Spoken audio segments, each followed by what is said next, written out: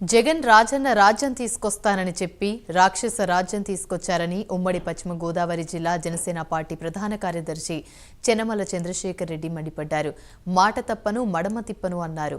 ఈ రోజు అందరి బ్రతుకులు నాశనం చేశారని ధ్వజమెత్తారు. 2024లో జగన్కి దిరుసుముర్రు గ్రామం నుండి పతనం ప్రారంభమైందన్నారు.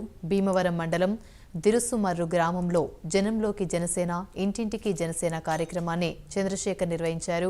పవన్ కళ్యాణ్ చిత్రపటానికి పాలాభిషేకం చేసి 800 మంది జనసేన టీడీపీ నాయకులు కార్యకర్తలు 5 కిలోమీటర్లు పాదయాత్ర చేస్తూ ఇంటింటికి తిరిగారు. జనసేన టీడీపీ ఉమ్మడి మేనిఫెస్టో సూపర్ 6 పథకాలను పార్టీల సిద్ధాంతాలను ప్రజలకు వివరించి కరపత్రాలను పంచిపెట్టారు.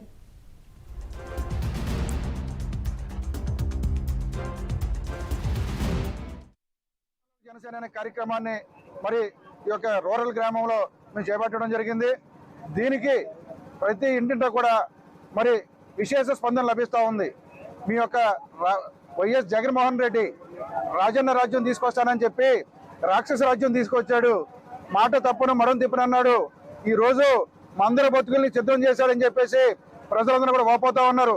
ఎట్టి పరిస్థితుల్లో కూడా 2024లో వీరిద్దరి కలకని మేము బలపరుస్తూ జనసేన టీడీపీ ఎవరికి ఇచ్చినా సరే మేము ఓటు వేస్తాం.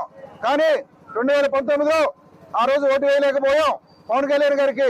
ఈరోజు పవన్ కళ్యాణ్ తీసుకురండి, మేము 50,000 మెజార్టీ పైన వేసి ఓట్లు వేసి గెలిపించి చూపిస్తామని చెప్పేసి ప్రజలందరూ కూడా మమ్మల్ని అడుగుతూ ఉన్నారు.